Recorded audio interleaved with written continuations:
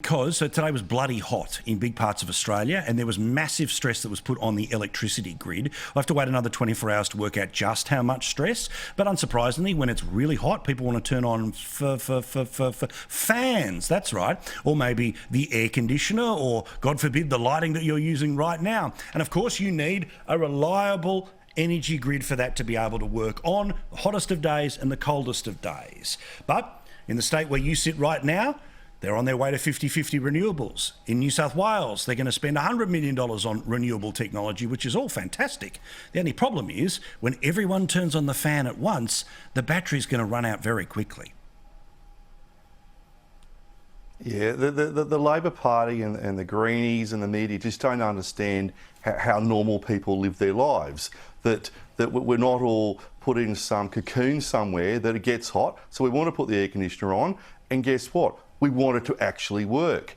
And if you've got such a reliance on renewables, then if the wind's not blowing and the sun's not shining, we're coming into La Nina, which means there's going to be more cloud cover, it's going to be harder to get reliable electricity. And I don't know why we keep having this conversation, because I just think it's just because the other side are so fundamentally stupid and don't understand the importance to normal people about being able to flick a switch and the lights come on, or the TV comes on, or there's air conditioning.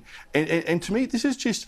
It's like making sure your roads are paved. It's making sure that your hospitals have equipment that goes ping and looks after you. You want to be able to have electricity to make sure you can live your life. And why are we having this conversation? Why can't the left understand we need to make sure we've got all this coal here, we should be able to use it to power this country?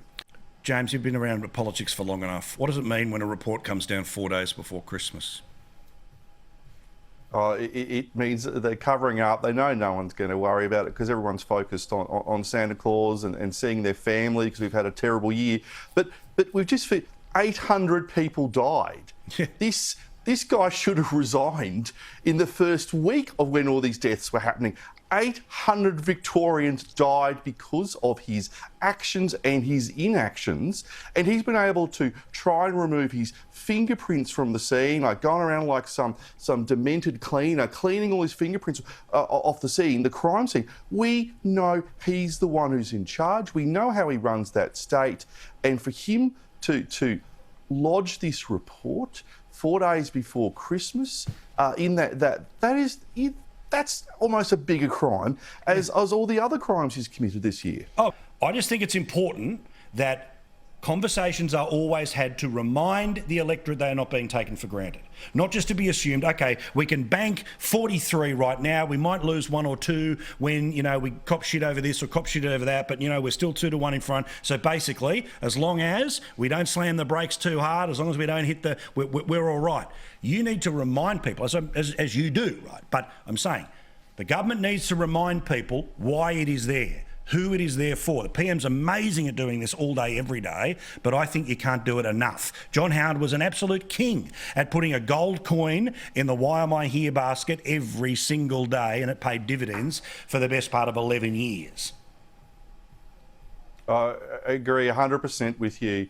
I think the next election is going to be a tight election. I think Labor will get their act together. They've got more money than us. They've got the ABC. They've got all their friends in the old media to help them along. But our biggest asset is Scott Morrison. I was on a booth at John Darien yesterday. We had the Groom by-election for those who are playing along at home. The safest Liberal seat in the country, and it was comfortably held by the party. What was really interesting, people were coming into me and they were pointing at ScoMo's claw flute, and they were saying, we like him, he's one of us. And if one person said it, 10 people said it. And it's having that humbleness, that humility that ScoMo has. But the rest of us as politicians, on my side, there's not much between, it's a 1-seat, 2-seat majority we've got here federally. Doesn't take much for us to be on the other side of the chamber. And if we get it up ourselves, then we need to go out there and listen and talk to the people. But listen, because I don't want Labor to win the next election because we're a bunch of arrogant so-and-sos who forgot who we serve. James, bumper sticker, because I do have to go. I think there'll be a backflip on this issue with the service records of the soldiers from Afghanistan. Absolutely.